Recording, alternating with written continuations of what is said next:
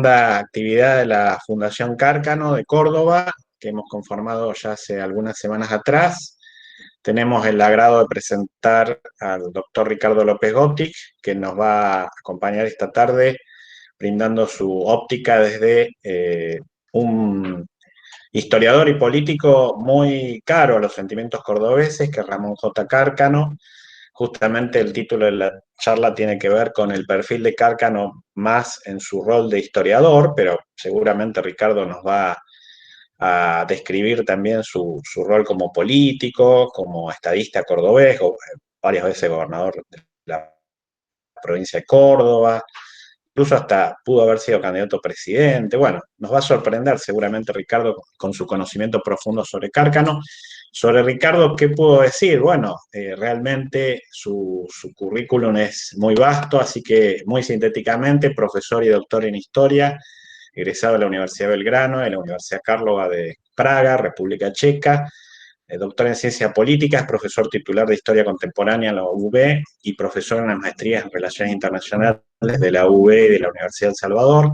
Fue profesor visitante en la Universidad Torcuato Di Tella, en la ORT Uruguay, en la Universidad de Pavia, Italia. Ha escrito varios libros, algunos que les recomiendo: Origen, mitos e influencias del antisemitismo en el mundo, y Milada Orocawa, defensora de los derechos humanos y víctima de los totalitarismos, bueno, en el 2020, ambos publicados por CADAL y la Fundación Konrad Adenauer. La última activista que nombré es checa. Ricardo tiene un caro sentimiento por ese país, por Chequia, por República Checa. Después él cualquier cosa lo planteará. Y fue exdirector en materia de gestión pública, exdirector de museos y preservación patrimonial de la provincia de Buenos Aires entre el 2015 y 2019 en la gestión Vidal. Así que bueno, Ricardo, te cedo la palabra. Para nosotros es un honor, sobre todo para los cordobeses que han nacido aquí. Es un honor que alguien de Buenos Aires hable sobre un estadista cordobés tan importante. Y de paso, bueno, vamos a tener también algunas presencias no cordobesas entre los asistentes, así que bueno, seguramente será una jornada muy, muy interesante esta horita que tenemos con vos. Gracias, Ricardo. Bueno, muchas gracias, Marcelo, por la invitación, eh, por esta invitación de la Fundación Cárcano. Me parece una excelente iniciativa retomar y recordar a este personaje que ha sido multifacético, porque, como bien señalaba Marcelo Montes, Cárcano no solo fue gobernador dos veces de la provincia de Córdoba, fue el director del Correo y Telégrafos de la Nación, fue también historiador, sobre eso voy a hablar un poquito más, y también tuvo muchas iniciativas como diplomático, como eh, fundador de la sociedad rural, ¿no? En Córdoba, si no me equivoco, fue el fundador o por lo menos fue miembro bastante activo de la sociedad rural en Córdoba. Es decir, que tuvo muchas facetas sumamente interesantes. Y vamos a ver cómo es que la labor de él como historiador, y sobre todo me voy a centrar en su obra bastante voluminosa sobre el periodo de la Organización Nacional, que es sumamente compleja esa etapa de la historia argentina, cómo es que él la aborda, y sobre todo hay que tener en cuenta que él también fue en dos periodos presidente de la Academia Nacional de la Historia. Es decir, era un académico reconocido, esto que hoy no es tan habitual de alguien que pueda transitar de la función pública a la academia, ir y volver y tener una buena trayectoria en ambos campos.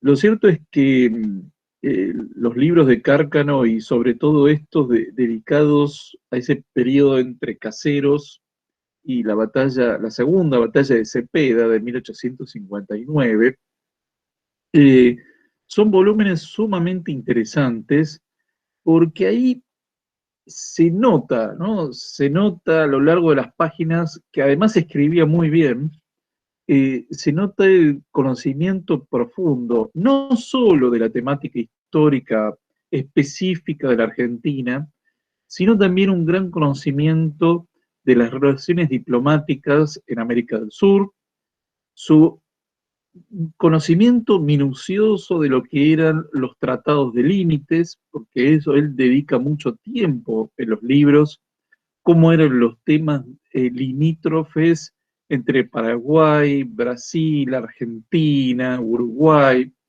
con un nivel de erudición poco común, y otro tema que puede parecer hasta obvio, pero que no lo es, y mucho menos hoy en día, que es que era un historiador que recurría a los documentos.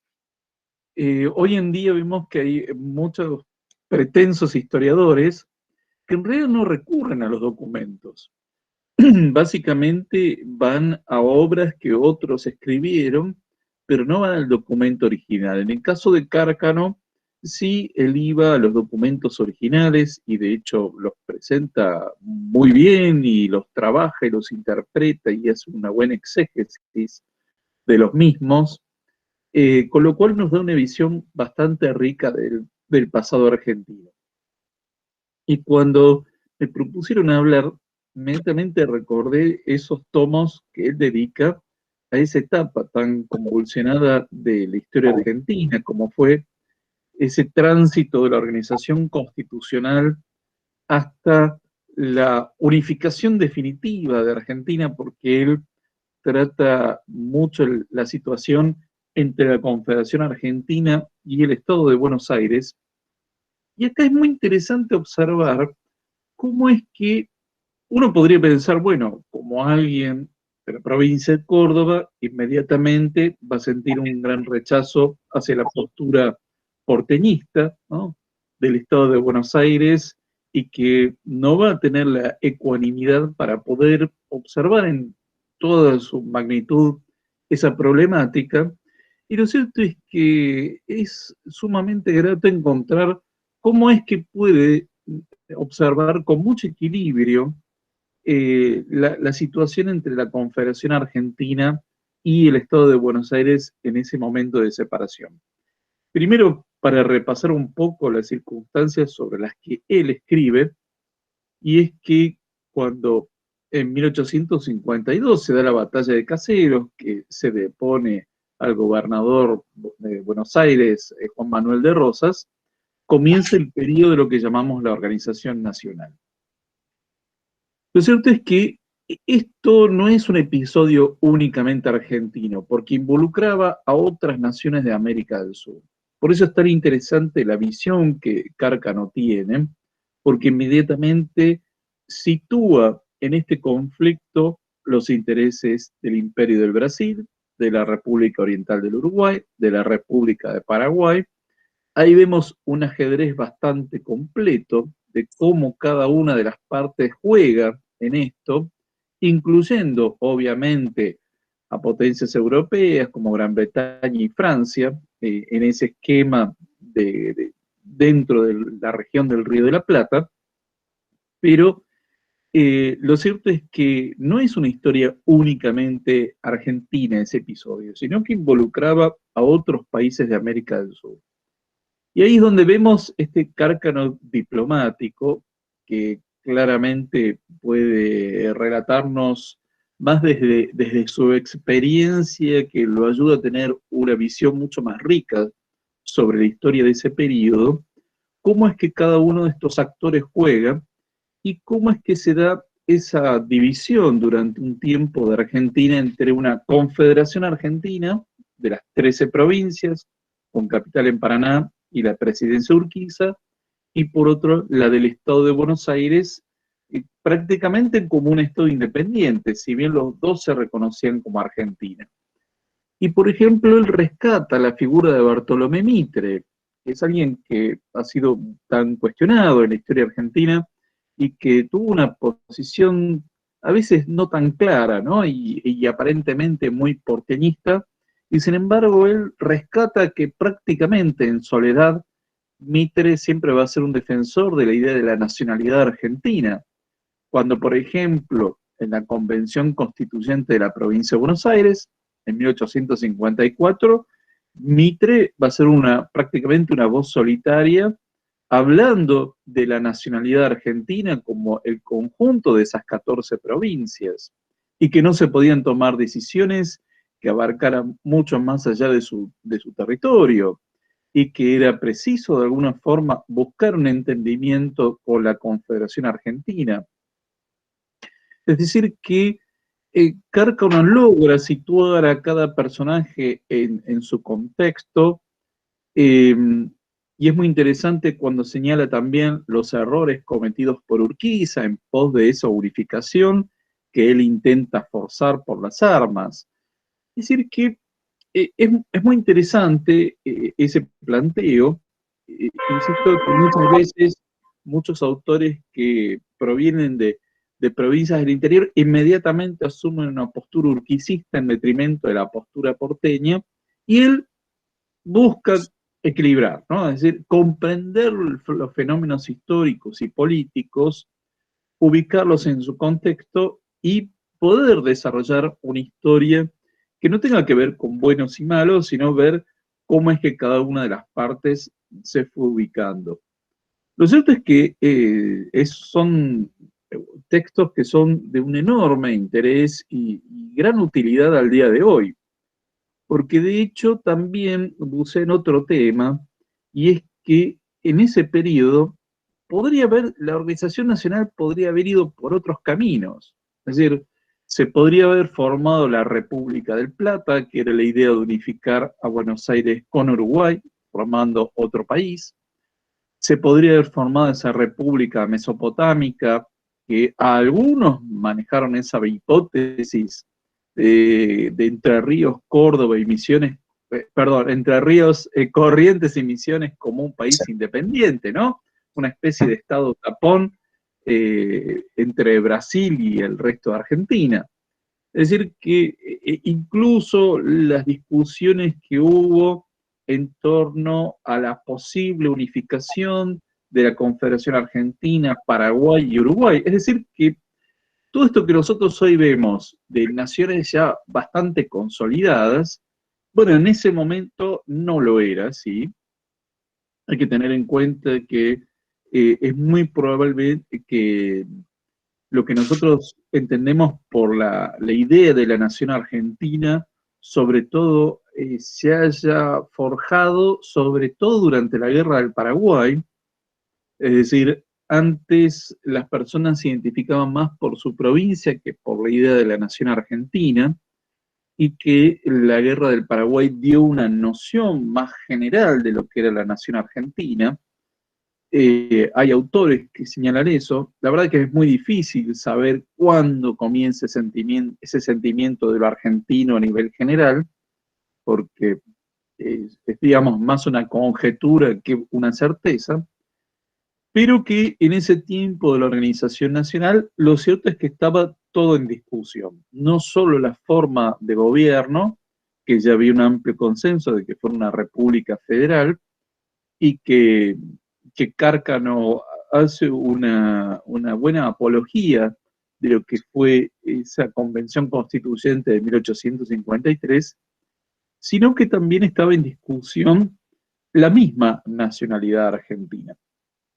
Y ahí es muy interesante cómo es que él retrata los distintos personajes que fueron forjando esa idea de una nación unificada, que no era solo una expresión geográfica, sino que se iba dando un sentimiento que iba mucho más allá de las cuestiones provinciales y de esas diferencias políticas. Si te parece, Marcelo, podemos Sí, ahora... sí, por supuesto. Bueno, y a los que nos están viendo, también tienen en el chat la posibilidad de ir preguntando para ganar tiempo. Yo vuelvo un poquito más para atrás. Me parece genial este enfoque sobre el equilibrismo político de Cárcano, que realmente lo era. Y yo te voy a preguntar sobre el equilibrismo social de Cárcano. Es decir, a mí me da la impresión, no conozco demasiado su biografía, pero me da la impresión por lo poco que leí, que él, bueno, pertenece a la generación del 80, pero no sé si se socializa en el mismo entorno, y de hecho a mí me parece bastante interesante ese contraste con Juárez Elman, ¿no? que después lo dejaría al margen y, bueno, entraría en una especie de ostracismo interno.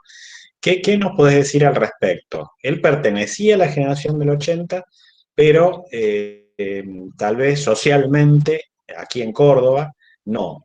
¿Qué podés comentar al respecto?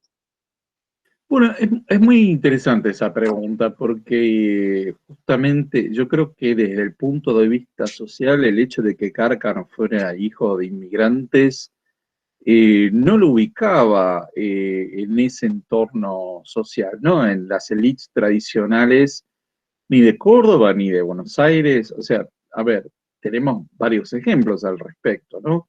Es decir, me imagino un Nicolás Avellaneda, ¿no? Que su padre había sido un personaje del Partido Unitario, Marco Avellaneda. El mismo Roca, ¿no? Que su padre había sido coronel en la Guerra de Independencia. De alguna forma estaban fuertemente vinculados. Incluso, a ver, el propio Alberdi, que su familia era de comerciantes de Tucumán, hasta Sarmiento, ¿no? Que si bien no era de una élite encumbrada, y de hecho por eso no puede ir al Colegio de Ciencias Morales en Buenos Aires, pero sí era de una familia que, bueno, tenía un arraigo muy fuerte en la provincia de San Juan. Simplemente para mencionar algunos. Lo cierto es que el caso de Cárcano, el hecho de ser hijo de inmigrantes probablemente lo haya impulsado a tener una actividad bastante fuerte, ¿no? Porque en distintos planos y el hecho de que se haya destacado ya desde su carrera como abogado y con su tesis que generó tanta polémica en ese tiempo, yo creo que ahí sí, es decir, tenía las ideas de la generación del 80, pero no formaba parte de esa élite que gobernaba y que tenía grandes lazos sociales. Es decir, yo creo que a Cárcano le faltaba eso, que era el capital social, ¿no? De los familiares, y se me ocurren muchísimos ejemplos de gente que, bueno, que en definitiva descendían de otros personajes con un largo arraigo, y cómo es que a fuerza de trabajo y de talento fue ganándose su espacio, ¿no? Yo creo que eso que en su tiempo quizás hubiera sido un detrimento, lo terminó usando a su favor y que por eso llegó a ser 2 veces gobernador de Córdoba, hizo esta trayectoria como político, como abogado, como historiador, como emprendedor, como diplomático. Yo creo que tiene que ver con eso.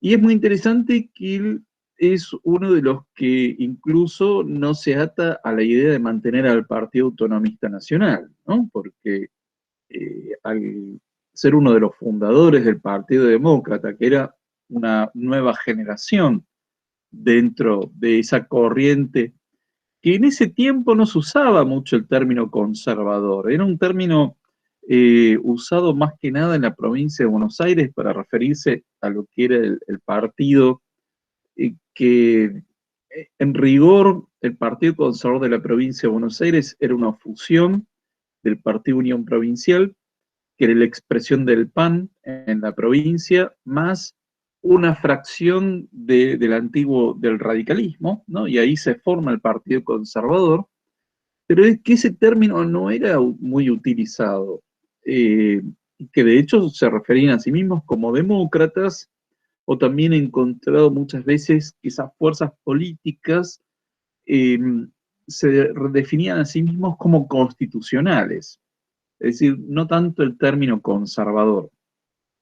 Pero bueno, evidentemente sí eran herederos del PAN y del Partido Autonomista Nacional, pero con otra impronta completamente distinta y que también hay que tener en cuenta que era un gran crítico de Julio Argentino Roca, no desde el punto de vista ideológico, sino desde el punto de vista de la práctica política.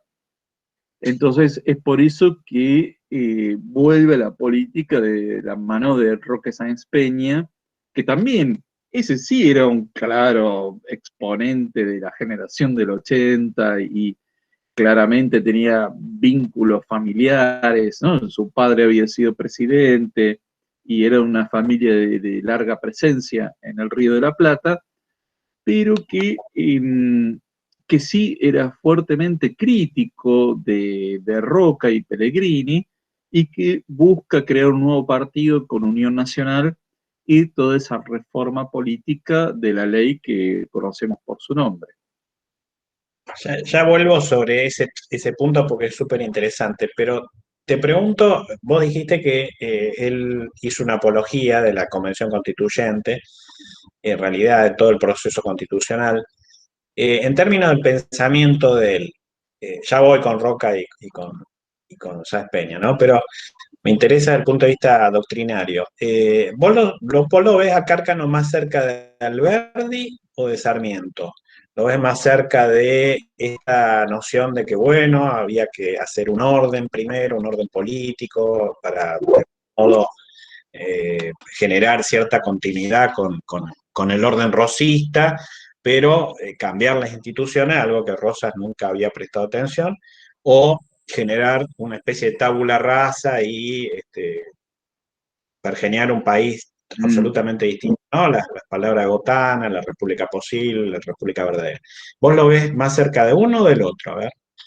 Muy buena tu pregunta, porque él claramente reivindica al Alberdi pensador, al Alberdi diplomático, que tuvo una misión diplomática bastante complicada al lograr negociar con varios países de Europa las relaciones por parte de la Confederación Argentina, pero en otros temas yo veo que él se aparta y lo veo más cerca de Sarmiento, ¿no? Porque, por ejemplo, Cárcano sabemos que era bastante crítico de la postura, y no tanto de la postura, de la intervención de la Iglesia en muchos asuntos políticos. Y de hecho tiene algunos pasajes en estos libros que yo estoy mencionando, que él habla de la organización nacional, tiene muchos pasajes muy críticos, muy ácidos con respecto a la Iglesia Católica y su intromisión en asuntos políticos. Y yo ahí, claro, ahí claramente lo encuentro más cerca de la postura laica de un Sarmiento que la postura más prudente y callada de un Alberdi sobre esa cuestión. No lo veo a Cárcano como alguien que sea un defensor del orden establecido porque sí, ¿no? Sino que en este sentido yo creo que él consideraba que, bueno, los caudillos existían, pero es muy interesante que desde ese punto de vista yo ahí noto que él tiene una simpatía por la postura de gente como Mitre, que llegó a hacer cambios profundos en el esquema político, y que entendía que Urquiza era una figura importante, pero de transición de una época a otra completamente distinta. Yo en ese sentido sí, yo creo que desde ese punto de vista político, probablemente Cárcano era más cercano a un Sarmiento que a un Alberdi.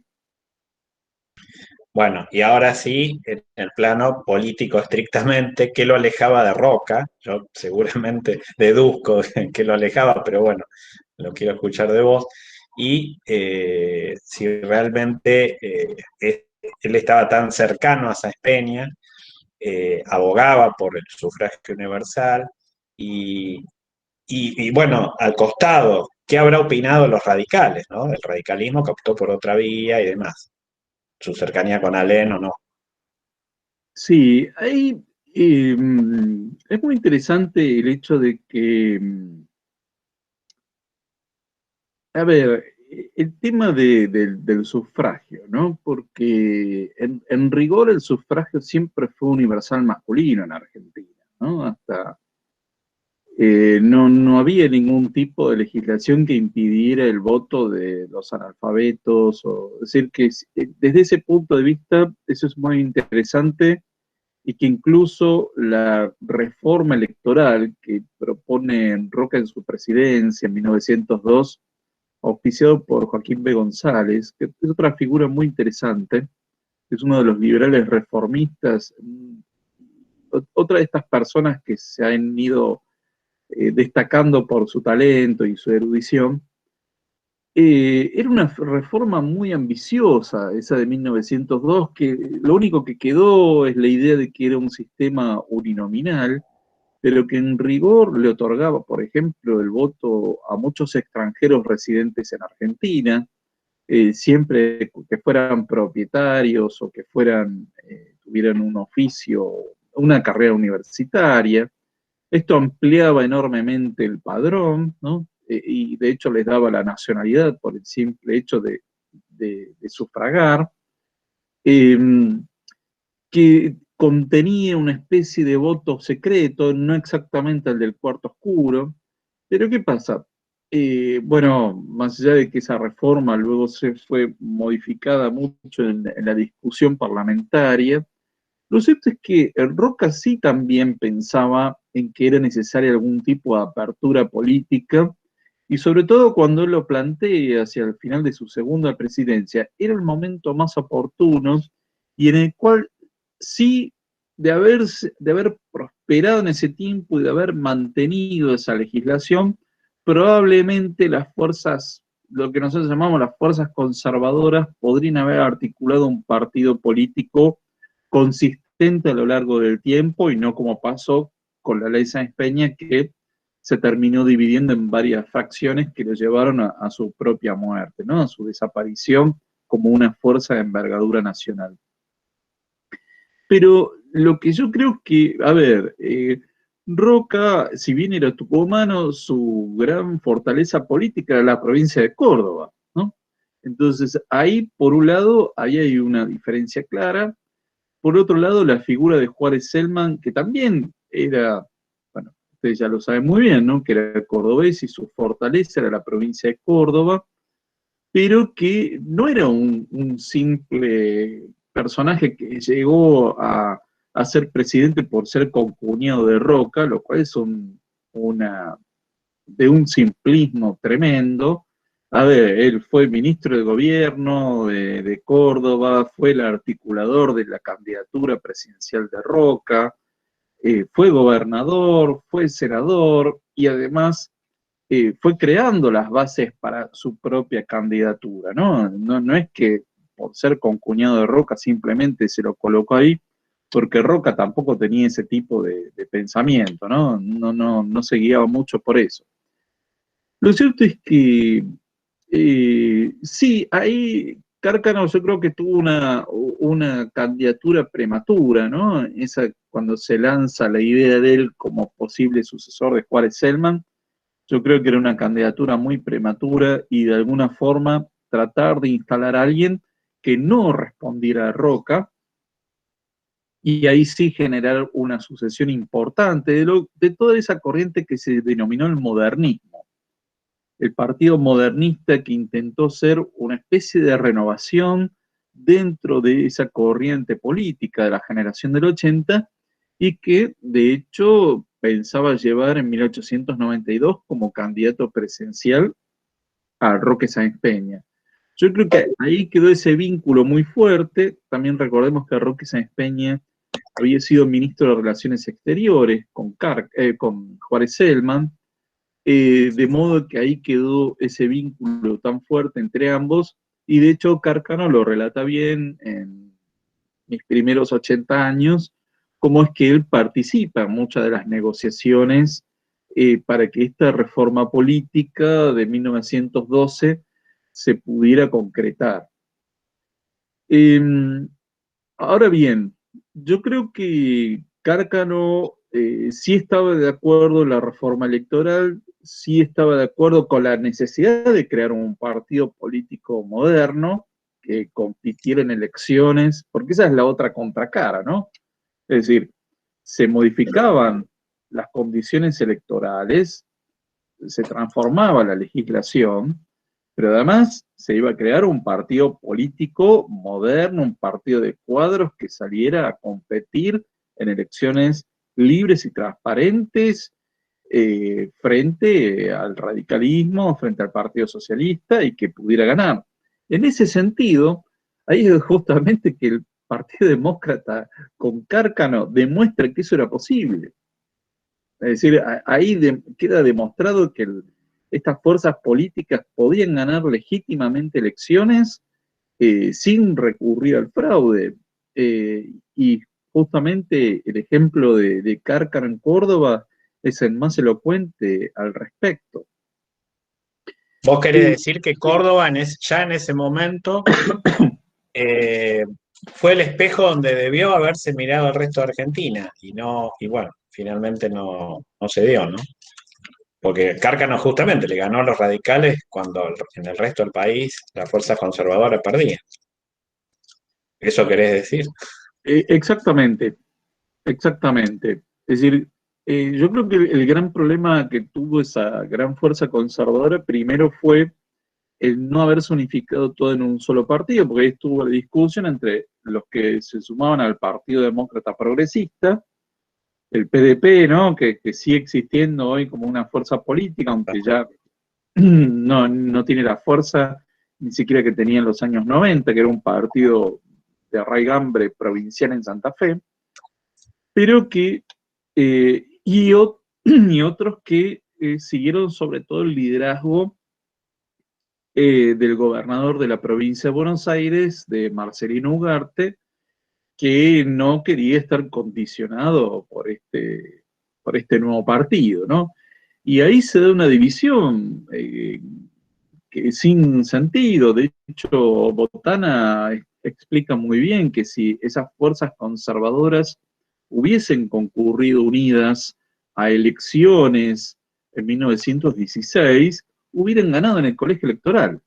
En el colegio electoral y en las urnas, ¿no? Lo que pasa es que fueron por separado, con lo cual obtuvieron la minoría para el colegio electoral en muchas provincias, en muchos distritos importantes, y que por eso se perdió la presidencia. Pero Irigoyen no ganó con mayoría en el colegio electoral, y de haber concurrido unidas todas esas fuerzas más tradicionales, ¿no? Todas las que venían del tronco del PAN, del PDP y demás, bueno, hubieran ganado las elecciones.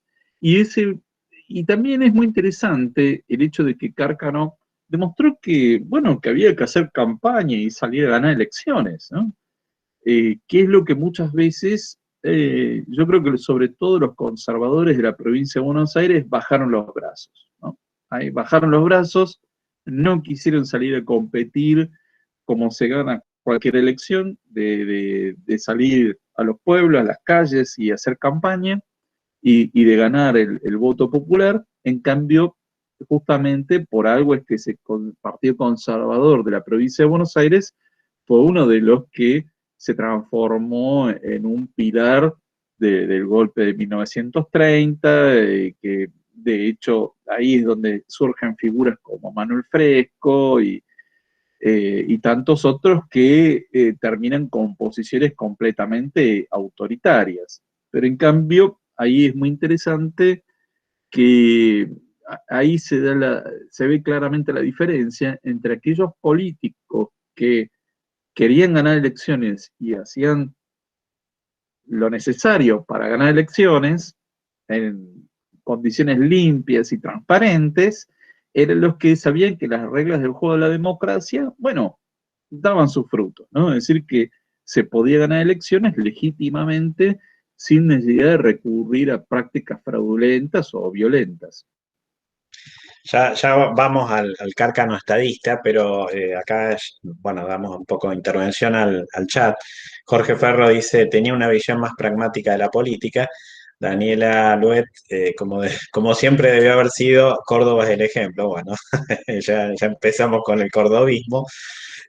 Franco Pierluca te hace una pregunta. Se dice que sin la generación del 37 quizás no hubiera habido generación del 80. Bueno, vos conocés ambas generaciones al pie de la letra por la influencia de la primera. Ahora bien, con Cárcano, ¿se puede decir que también tuvo la misma inspiración o por sus orígenes contaba con otros pergaminos? Uy, qué buena esa pregunta. Y, a ver, yo estoy de acuerdo, ¿no? Que no podríamos pensar en la generación del 80 sin la del 37. Y de hecho, la del 37 no es solo una generación de intelectuales, sino de personajes políticos como, bueno, tuvo dos presidentes, ¿no? Mitre y Sarmiento, y que tuvieron una gran actuación también en los años 80. Es decir, bueno, Sarmiento muere en el 88, pero Mitre muere en 1906, o sea que tuvo una larga trayectoria política, 50 años de trayectoria política activa, y que llega a acuerdos con el PAN, con Roca, con Pellegrini, y que se transforma en un personaje, si bien nunca volvió a la presidencia, pero era un hacedor de presidentes, y tenía el diario La Nación, que estaba ahí muy presente, ¿no? Que todos los presidentes y ministros tenían muy en cuenta las editoriales del diario La Nación.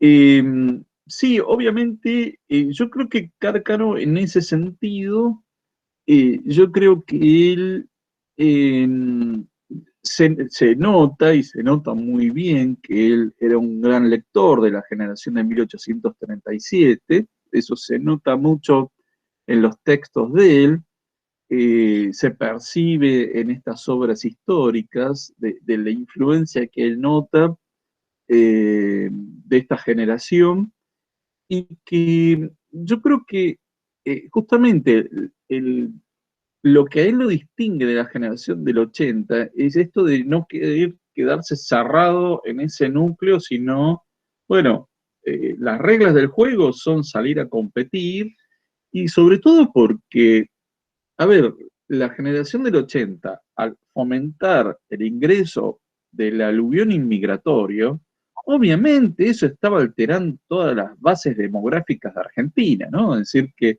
los hijos de esos inmigrantes en un momento iban a votar, y toda esa generación que estaban alfabetizando, obviamente no solo iban a votar, sino también iban a ser plenamente conscientes de sus derechos cívicos. Entonces, esos cambios yo creo que son los que percibió Cárcano, y que claramente son los que, a ver, son los que se querían crear, no son resultado de la nada. Es decir, la idea de la república verdadera había que ir creando los ciudadanos verdaderos, porque no se podía tener una república verdadera sin ciudadanos verdaderos, y para eso había que tener una población alfabetizada, y sobre todo esta idea de que también esa población tuviera acceso a la propiedad privada. Es decir, recordemos que Argentina es un país en el cual cualquier extranjero puede comprar su casa. Eso no es tan habitual en el mundo. De hecho, a ver, en Estados Unidos tenían que adquirir el derecho, la ciudadanía para eso. En cambio, en Argentina, listo, podía adquirir la propiedad. De hecho, en el segundo censo que se hace en Argentina, en 1895, ahí se ve que la mayoría de los propietarios en Capital, Provincia de Buenos Aires y Santa Fe, la gran mayoría eran extranjeros. Y no estamos hablando de grandes propiedades. Estamos hablando de gente que había podido comprar su casa. Justamente cuando se discute la reforma electoral de 1902, que le otorgaba el derecho del voto a los extranjeros que eran propietarios, dice, epa, vamos a cambiar el voto en los distritos más poblados. No hagamos eso porque vamos a perder las elecciones. Es muy interesante cuando se plantea eso en la Cámara de Diputados, dicen, no, vamos a perder las elecciones, ojo, estamos cambiando el padrón. Pero es muy interesante que eso estaba contemplado originalmente. Lo cierto es que la idea era crear ciudadanos propietarios alfabetizados. Bueno, ahí está generando un cambio enorme de la población, que es el objetivo de la generación del 80. Lo que pasa es que esa generación, obviamente, a principios del siglo XX tenía que hacer cambios. Es decir, no podía seguir pensando en los partidos políticos absolutamente personalistas del pasado, y tenía que formar un partido orgánico. Claramente el partido orgánico que se forma es en 1889, la Unión Cívica, ¿no? Después da un lugar a la Unión Cívica Radical, Unión Cívica Nacional. Ese modelo lo toma el Partido Socialista, un partido de cuadros orgánico, bueno, que era algo que las fuerzas conservadoras no habían logrado hacer, que sí o sí tenían que hacer para poder competir en elecciones. Y a comienzos del siglo XX había un discurso que era bastante contraproducente, y yo lo he encontrado en muchos diarios de la época, que es que, por ejemplo, los conservadores de la provincia de Buenos Aires tenían un discurso que claramente no era atractivo, y era, nos corresponde gobernar, porque nosotros hicimos al país, nos corresponde gobernar. Y no, Un digamos, derecho esto, adquirido, digamos. claro, exactamente, ¿no? Como que somos los descendientes, los que hicimos al país, por consiguiente nos corresponde gobernar. Y eso no es atractivo, o sea, eso era apelar a un núcleo duro de conservador, pero no estaba hablando al público general. Bueno, ahí los radicales tuvieron mucha más inteligencia, o el Partido Socialista en la capital federal, eh, y que yo creo que eso es lo que Cárcano no tuvo nunca ese discurso. No, él no dijo, me corresponde ser gobernador, porque no atrae ese discurso en ninguna parte del mundo. Seguro. Ricardo, vamos al Cárcano estadista y yo antes del final te voy a ir para que vayas pensando, no desviándonos del Cárcano, porque tiene bastante que ver indirectamente.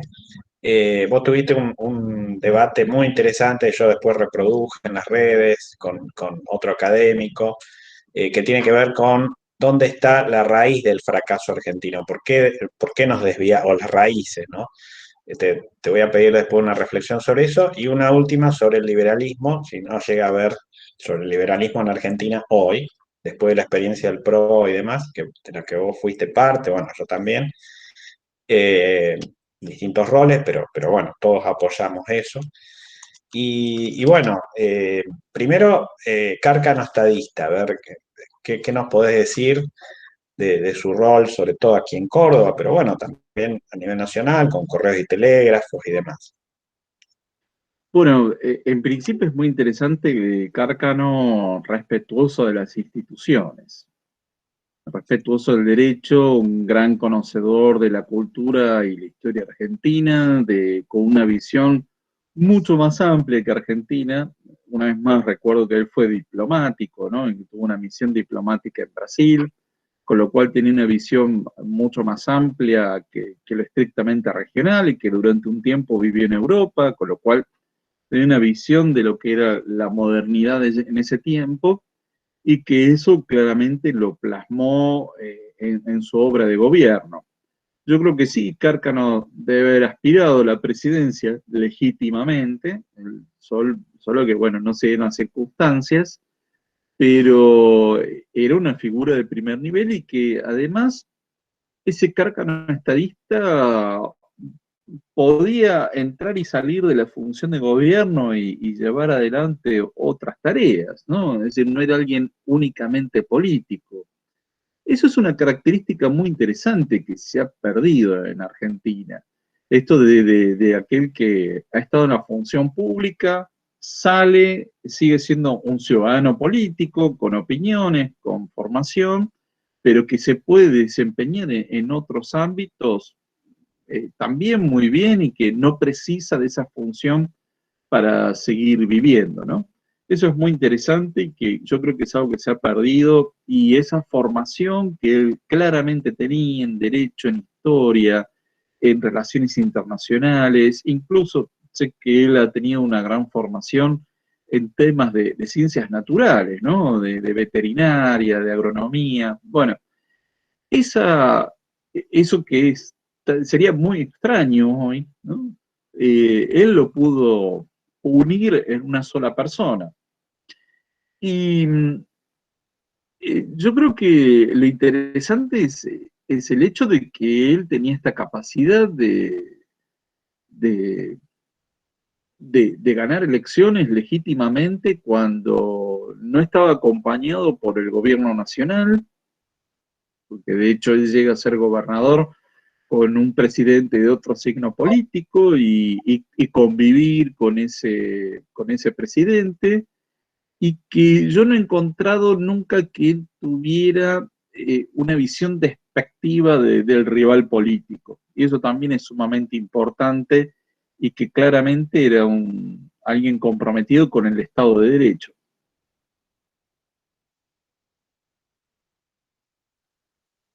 Bueno, ahora sí vamos a las raíces de la decadencia argentina. Tu mirada, si podés reproducir muy brevemente el eje de aquel debate, muy interesante, que después cualquier cosa vamos a tratar de promocionar más.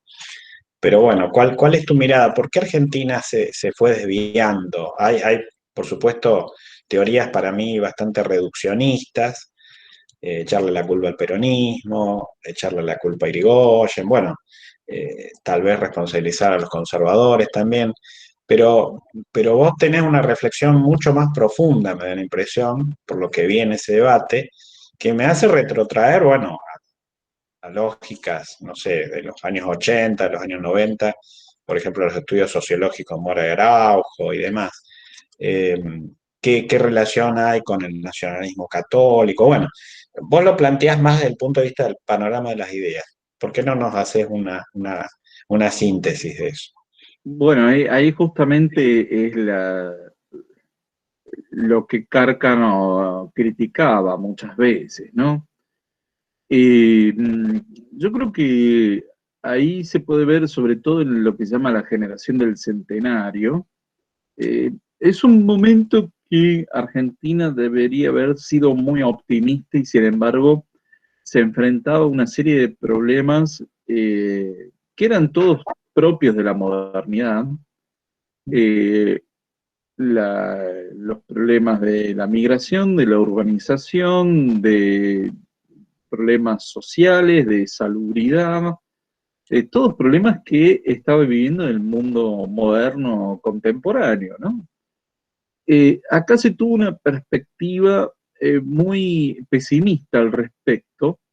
Si bien hubo intelectuales que claramente intentaron darle una respuesta liberal desde el poder, como yo les había mencionado Joaquín B. González y otros autores de la época, que de hecho incluso convocaron a pensadores socialistas para buscar salidas comunes, pero hubo varios autores intelectuales que se refugiaron en el nacionalismo, y un nacionalismo, y esto es una curiosidad, que en realidad era un nacionalismo importado desde Francia, ¿no? Esa visión nacionalista de Maurras y otros, que fue importada desde Francia, esos mismos autores lo decían en ese tiempo, y que sobre todo en los años 20 empiezan a buscar una salida autoritaria. Uno podría pensar que, bueno, los intelectuales quedan recluidos en un ámbito muy restringido y que no salen más allá, pero las consecuencias de esas ideas tienen repercusión quizás 15, 20, 30 años después. Y es lo que yo creo que ocurrió. eh, Toda la generación que conocemos del centenario y después en los años 30 era una corriente política que buscaba de alguna forma, primero, esto que conocemos como el nacionalismo católico, que tuvo una enorme influencia en las Fuerzas Armadas, en algunos grupos conservadores, obviamente en la Iglesia. No buscaba algo muy general, sino específicamente a la élite que ellos consideraban que debía gobernar, y esto también tiene que ver con esto, nos corresponde gobernar, ¿no? Una visión jerárquica y autoritaria del poder, y que además en los años 20 y 30 estaban los modelos de la Italia fascista, Primo de Rivera en España, luego, ya más avanzado, Franco en España, el mariscal Pétain en Francia, el salazarismo en Portugal, es decir, la idea de una salida autoritaria, y que en el contexto del periodo entreguerras, sobre todo en los años 30, estaba la convicción muy profunda de que el futuro era totalitario.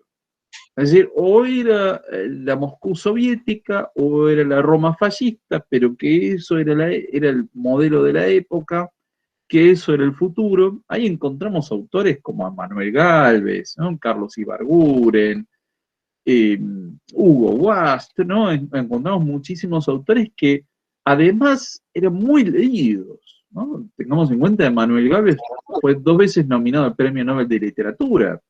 Entonces, no es que quedaban en una pequeña elite, eran personajes que eran muy escuchados y muy leídos. Bueno, yo creo que ahí hubo un cambio muy fuerte y lo cierto es que los sectores democráticos de todos los partidos se sintieron a la defensiva y sobre todo con el auge de la Alemania nazi y sobre todo con el inicio de la Segunda Guerra Mundial, bueno, ahí se sintieron completamente a la defensiva y de hecho muchos se unieron, ¿no? En esa agrupación llamada Acción Argentina, que apoyaba a los aliados, y ahí encontramos conservadores, radicales, socialistas, demócratas, progresistas, Victorio Campo, Hussein, Eluard, Borges, ¿no?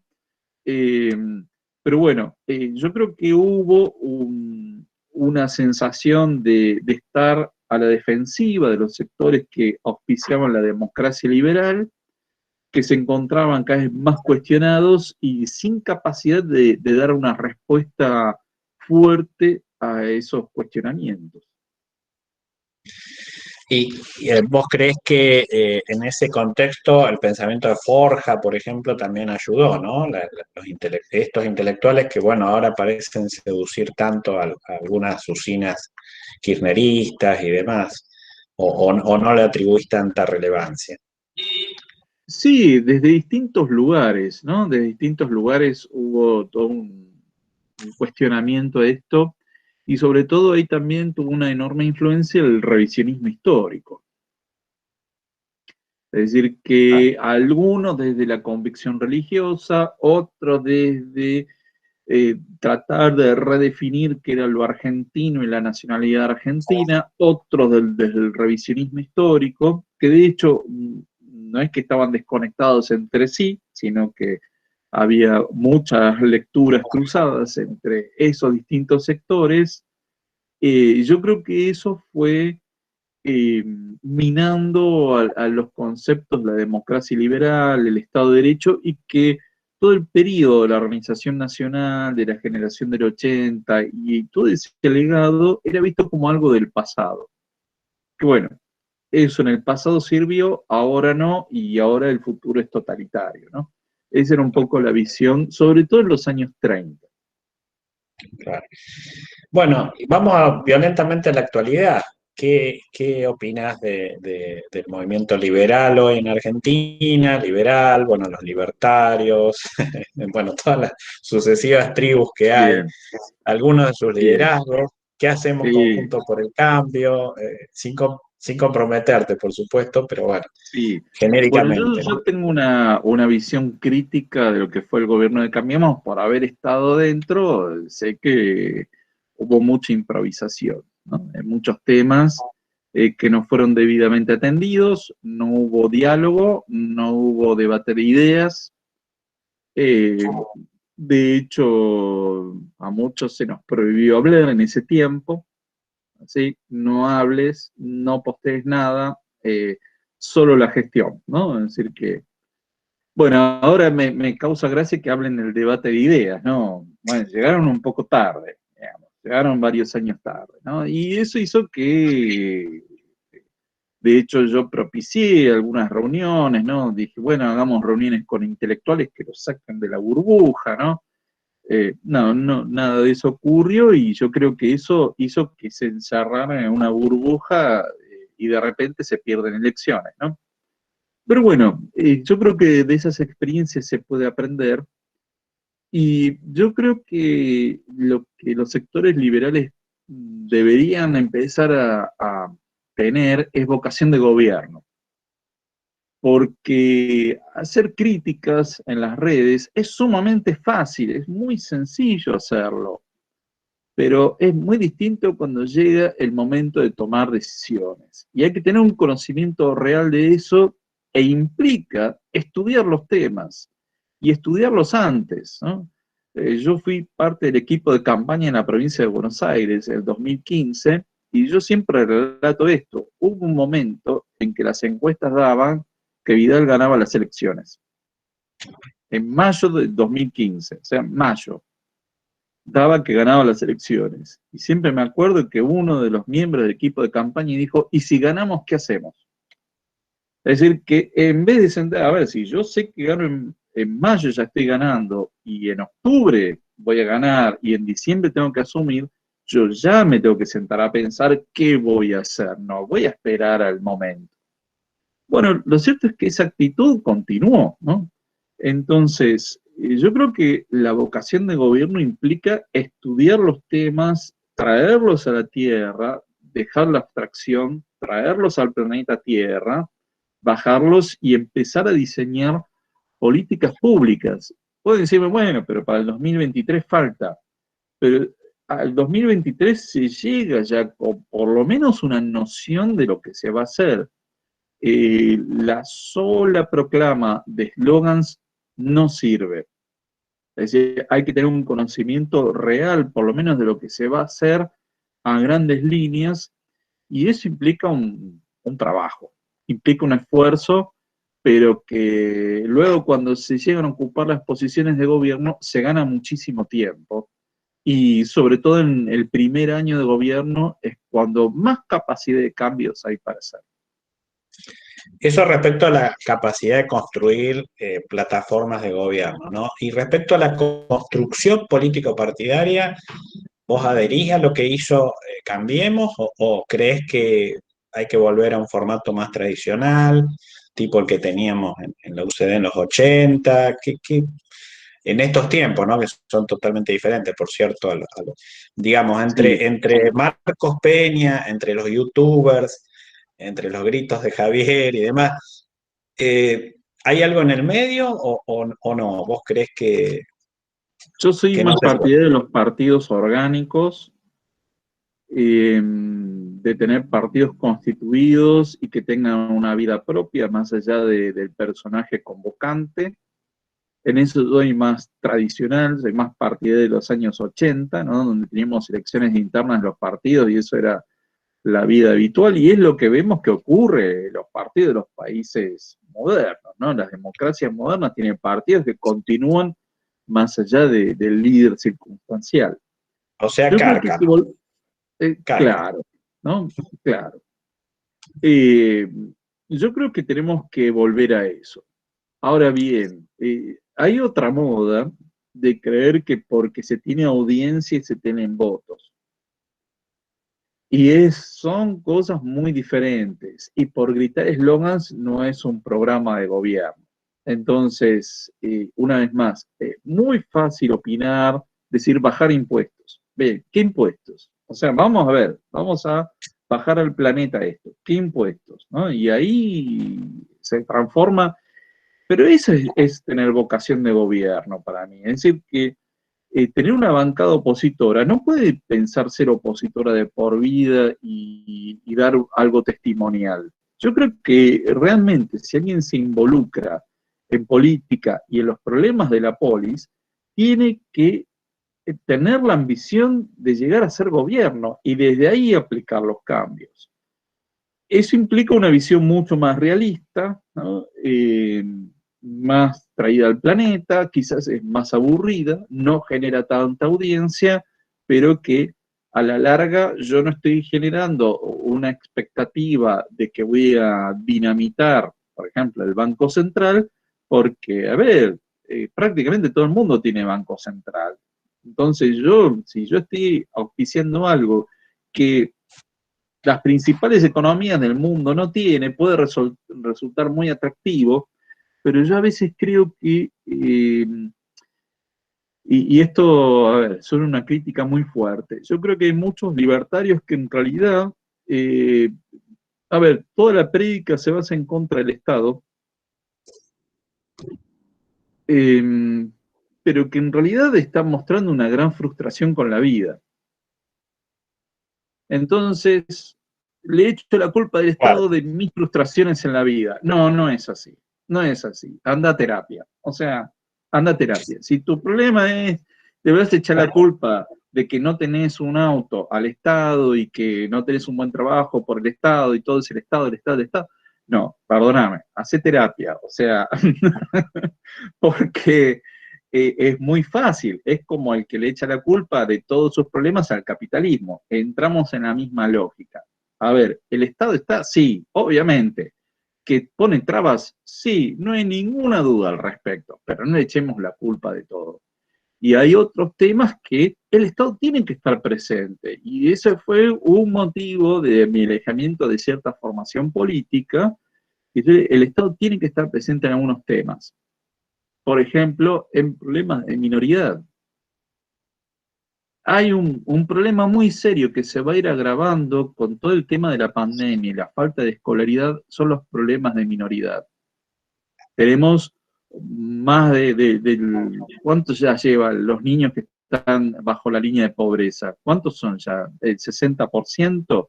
Ahí vamos a tener 60%. un problema muy serio para la próxima generación, de una generación semianalfabeta o analfabeta en muchos casos, con serios problemas de marginalidad, que han vivido en situaciones de violencia, y el Estado tiene que tener un rol muy claro ahí, porque estamos hablando de los derechos de esos niños, y ¿quién los va a cuidar?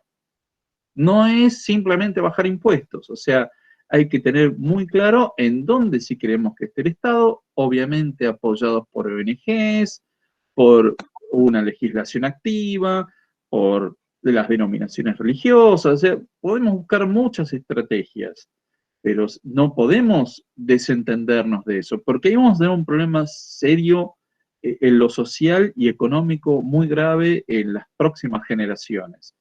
Entonces, ojo con esa visión de que el Estado es culpable de todo, porque en los liberales, a ver, la definición no es que el liberal quiere la destrucción del Estado, eso es anarquismo. El liberal quiere un Estado transparente, limitado, controlado, con equilibrios, con controles, con equilibrio de poderes, que esté presente, pero no estamos hablando de la destrucción del Estado. Los estados han surgido por una cuestión histórica. ¿Tendrán mutaciones en el futuro? No lo sabemos, pero hoy están. Queremos un Estado que haya más, quizás más poderes municipales, más federalismo, más dispersión del poder, ¿sí? Pero, y de hecho es muy interesante esta discusión que se ha dado, que ha tenido que llegar a la Corte Suprema para salir a defender la autonomía de la Ciudad de Buenos Aires, ¿no? Y que el presidente no es una persona que dé órdenes, sino que se tiene que manejar con la ley. Bueno, fijémonos a qué nivel de discusión tenemos que llegar. Pero yo creo que cuando tenemos que dar estas discusiones y bajamos al planeta, no nos quedamos en el terreno de la abstracción, bajamos al planeta, ahí vemos, yo diría, la política posible. Es decir, si uno quiere gobernar y generar cambios, tiene que conocer los temas, estudiarlos y plantear salidas posibles. Bien, vamos finalizando, pero hay preguntas en el chat. Hay una personal que tiene que ver con si vas a volver a emprender alguna aventura electoral. Te pregunta Franco Pierluca, dirigente de Río Cuarto. Nicolás Torre te pregunta, ¿por qué crees que perdió María Eugenia en 2019? Y Julio Nieto, que ascribe a tu posición Sí. respecto al pro-Estado, digamos, posición liberal pro-Estado, pregunta si el ala liberal debería ir a una gran interna para definir sus candidatos. Bien, empecemos por la parte más complicada, que es A ver. si tengo alguna intención política. En algún momento lo barajé en este año, pero la verdad es que no me siento representado por ninguna de las fuerzas políticas existentes, justamente porque creo que hay un interés de ganar aplausos y audiencia y likes en las redes, que te desvía completamente de la verdadera discusión de los temas. Creo que es una postura muy fácil, ¿no? De querer tener un público que te aplauda por cosas que decís en contra del Estado, destruyamos el Estado, y entonces tenés 500 likes, y qué bárbaro, sí, vayamos, destruyamos todo. Pero cuando uno empieza a decir, bueno, no, a ver, veamos estos temas, ahí, bueno, la verdad es que en ese tema yo creo que las fuerzas liberales están en una postura muy adolescente, y que hay que entrar en el terreno de la madurez. O sea, a ver, estamos por cumplir 38 años de democracia, tendríamos que tener por lo menos una bancada importante de legisladores liberales a nivel nacional. Deberíamos tener, no sé, una bancada nutrida. Eso debe ser el objetivo en las legislaturas provinciales, los consejos deliberantes, pero lo cierto es que no existe. Entonces, y eso se logra con una postura madura políticamente. Pero bueno, yo creo que toda esta moda de los youtubers y instagramers y demás, que está cambiando, ¿no? El discurso político y que básicamente apunta a ganar audiencia, pero no a generar cambios políticos, no es trasladable electoralmente. Por lo pronto, estoy en la postura de dedicarme a la vida académica y la sociedad civil en los próximos años, que me parece que desde ahí se pueden generar cambios más que aspirar a tener una función. Después, ¿qué me María habías Eugenia preguntado? Vidal. María Eugenia Vidal. Bueno, obviamente, por un lado hay un factor externo que no tenía que ver con su gobierno, que era la unión de las distintas fracciones del peronismo, ¿no? De Massa y del kirchnerismo. Eso claramente generó, digamos, una corriente importante en contra, pero yo creo que hay otro tema, es que no se oyó a los propios votantes, no se les escuchó a los propios votantes. Eso es algo que yo trabajé mucho las dos campañas, en realidad las tres campañas, ¿no? 2015, 2017, 2019, y en el de 2017 yo recorría mucho el conurbano y la gente del conurbano que íbamos a visitar decía, en esta yo te acompaño, pero hace los cambios que hay que hacer, porque si no la próxima no lo hago más. Y ahí se vio. Y creo que faltó trabajo territorial, es decir, no crear un partido político, ¿no? Porque los papeles estaban, pero nada, no se sabe quién es del PRO, quién no, o sea, fíjense esta discusión que hay hoy en día si Emilio Monzó es o no del PRO, tiene que ver con eso, que no hay un partido orgánico, no hay afiliados, ¿no? Es una cosa abstracta que está flotando en la nube. Yo creo que nunca hubo ese trabajo y que eso, bueno, tuvo repercusiones, pero sobre todo no pensar en los propios votantes que te exigían una cantidad de reformas que no se hicieron, no hubo baja del gasto público, no hubo por ejemplo, la legislatura de la provincia de Buenos Aires en 2019 sesionó 3 veces nada más. 3 veces. Entonces, eso tiene que ver, a ver, yo no estoy hablando de que se pongan a hacer leyes porque sí, pero ahí claramente hubo un tema institucional que no funcionó, no se oyeron las voces de alerta cuando se empezó a decir, ojo con esto, estos temas, no hubo canales de comunicación, no se escuchó, y creo que eso llevó a su propia derrota electoral. Por otra parte, Vidal, y esto voy a ser muy claro, después de las PASO no hizo campaña. Después de las PASO, no me acuerdo qué fecha fue, el 6 de agosto fue. Agosto, Bueno, 23 de agosto. fue un domingo, el 6 de agosto. martes, los distintos ministerios se dijo, preparen la transición. O sea, se tiró la toalla. Está bien que Kicillof había ganado las PASO, digamos, más del 50%, pero no hubo ningún intento serio de revertir eso. Es decir, se dijo, preparen la transición. Entonces, bueno, por eso yo soy muy crítico de esa postura absolutamente derrotista, que nada, no hubo ninguna leona en ese caso, sino que simplemente hubo una sensación de derrota. Sé que la Casa de Gobierno en La Plata prácticamente no iban en las últimas semanas, y fue bueno, cada uno arréglese como pueda porque sabemos que perdemos y eh, nada, No, realmente no hubo intención de ganar esa elección y revertir el resultado. Y respecto a la posibilidad de elegir candidatos a nivel de una interna liberal, ¿qué opinas? Yo particularmente me quedo más tranquilo con tu observación de que te vas a dedicar a la actividad académica y a la sociedad civil, quiere decir que al 2023 llegamos.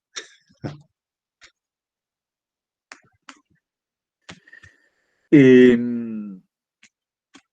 a ver, yo creo que es muy importante hacer internas y que se diriman por internas. Y yo no creo en esos falsos consensos, que en realidad son candidaturas digitadas a dedo por dos o tres personas que se juntan, los que tienen la lapicera y ordenan la lista.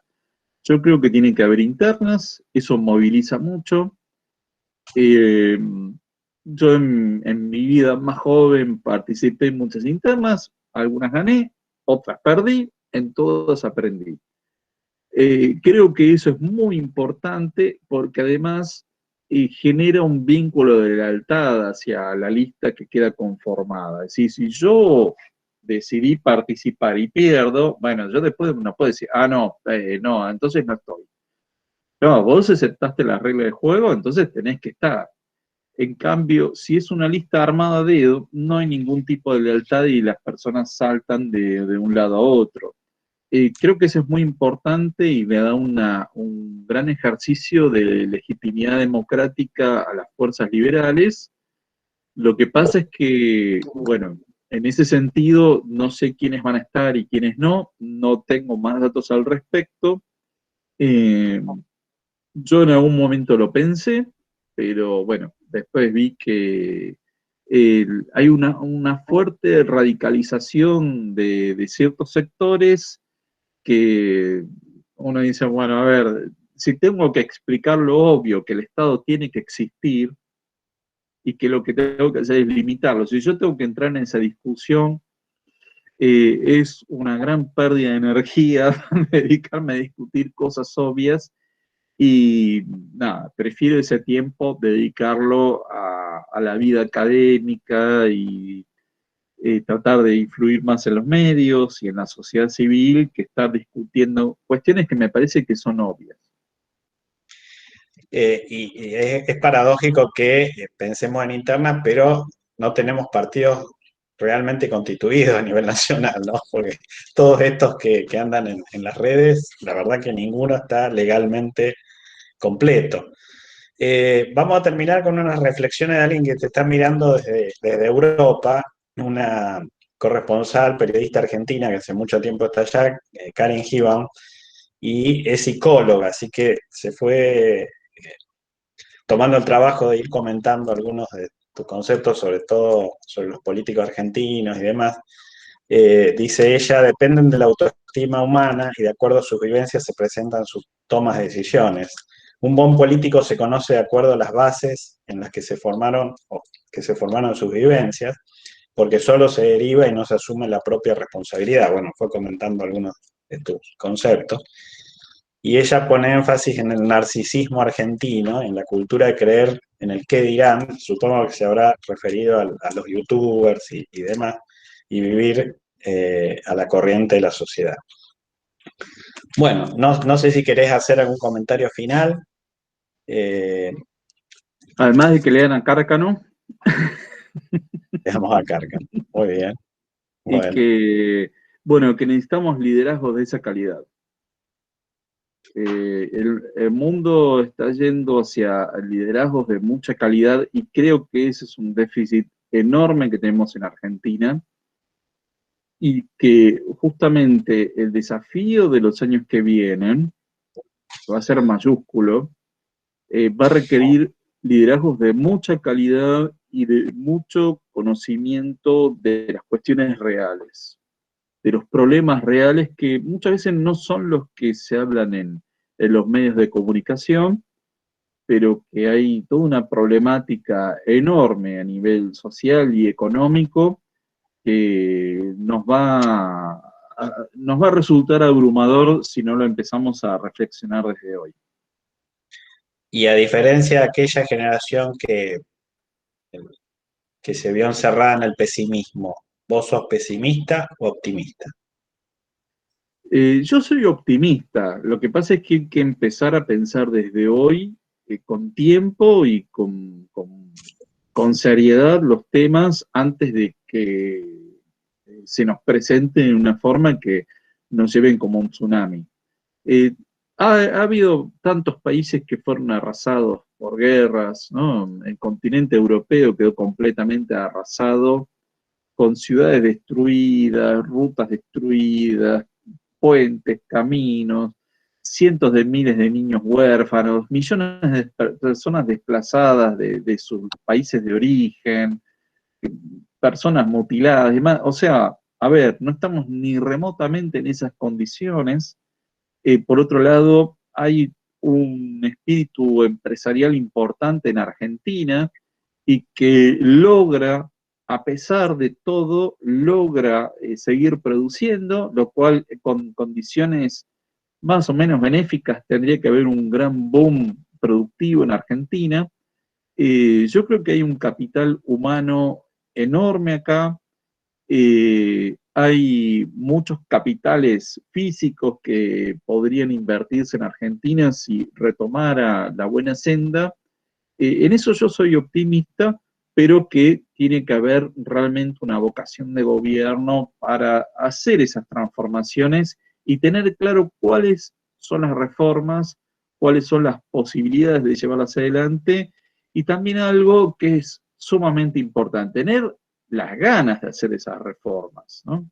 Y estar dispuestos a sostenerlo a lo largo del tiempo y frente a todas las oposiciones y presiones que va a haber. Seguro. Bueno, muchísimas gracias, Ricardo. Bueno, gracias también a todos los asistentes. Ojalá te podamos contar para otras ocasiones, sobre todo pensando en la generación del 80, que es, bueno, es siempre un lujo escucharte sobre esos temas y es un poco lo que falta, ¿no? También ilusionarnos con ese tipo de hombres, de prohombres que formaron parte de esa dirigencia que llevó a la Argentina a los primeros planos. Ojalá podamos recuperar algo de eso, de esa épica, así como otros partidos tienen sus propias épicas, nosotros también. Así que bueno, ojalá te podamos contar nuevamente. Y bueno, nuevamente agradecerte y bueno, hasta otro momento. Muchísimas gracias. Muchas gracias por la invitación y por haber participado. Bueno, nos vamos despidiendo Un gran entonces. abrazo. Muchas gracias a todos.